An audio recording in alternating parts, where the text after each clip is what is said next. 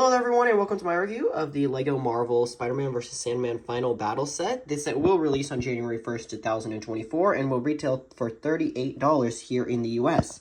It includes 3 minifigures, one of being exclusive, which is Lizard, and has some really gorgeous box art on the front. On the back of the box, it shows off some more details about the set, such as ways you can disconnect it from the actual stand, and just some more details about the minifigures. So we're just going to go ahead and open the tabs here, and we're going to take a look at how many bags are inside. Alright, so after opening it up, it appears that there are 3 bags, along with a small sticker sheet and an instruction manual, which actually looks quite terrible in my eyes. I don't get why they chose this angle. The tan looks a little bit off, but I guess that doesn't really matter too much. 3 numbered bags, labeled 1 through 3, and a web piece. The first minifigure we're going to take a look at is Spider-Man. This minifigure is really good. I mean, you have some dual molded legs on the side, great leg printing, fantastic printing on the torso, showing off his Spider-Man logo, and he also comes with 2 web accessories, and the face print is very nice as well. I think it's a great addition. I would have loved to see maybe one of the other 2 Spider-Man in here, maybe either Tobey or Andrew, but I guess Tom Holland's Spider-Man is just enough for this set.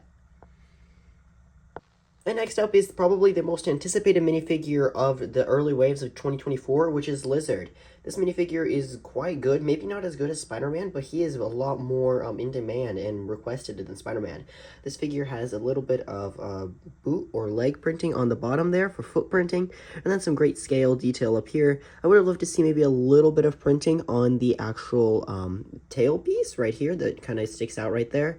But other than that, he's really good. The torso is quite realistic and accurate, and the face is also good. I think maybe a little bit of a different face would have been nice to see, as this is kind of not exactly what I would have expected from a Lizard minifigure. Maybe with a closed mouth would have been better, nice.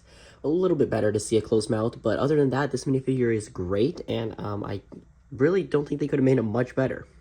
And lastly is Electro. This minifigure did appear in the other No Way Home set, but he is still really good. Funny thing is that he went down from like $25 to just about $10 when this set will release.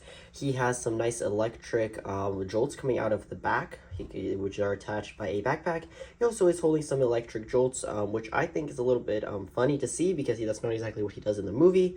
His face print is nice, showing off some more electricity coming off of his face, and a really detailed pack on his torso with lots of belts and accessories. The leg print is also very good, with just a 2 cargo pants holders right there, cargo pant pockets. I think this is a really solid minifigure selection, and let's dive into the review for the build. And this is the completed model. There is, it's quite small, honestly. It's a little bit disappointing as you pay literally $40 for this. First up on over here, there are some posable hands, which Spider-Man does connect into. I will show that in just 1 second. Also, there is some more just railings and stuff, ladders that the minifigures can stand on. Over here, another arm. You know, it's a little bit sad to see 2 different sized arms, but I guess, this one's like a lot smaller than this one. This one's massive. But the face print is fantastic for Sandman. Not too accurate, but I think it's alright. Seems a little bit more dangerous than he was in the movie. But some great parts usage here. There are so many of these parts here all around the model. Really helps it give that whole sand effect very well. Over here in the back is a portal, which is actually used. You could place Lizard here and show as if he's jumping off the portal. In the back is simply this yellow pole that I think you can just attach to the model is attached in the back, and you can pretty much attach Spider-Man here. The web is always standing on there, and it's a really good looking, aesthetically pleasing model. However, the biggest downside for me is the fact that it's really small. Honestly, it's tiny. In just 1 second, I will show how this all disconnects and how Spider-Man lodges in there.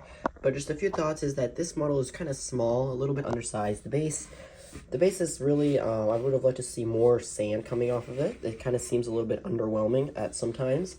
Really, it's just a small display stand. Not very recognizable. If you just put it on your shelf, it's not too recognizable. I mean, everybody knows that this is probably Sandman, but really you won't remember the scene or movie it's from.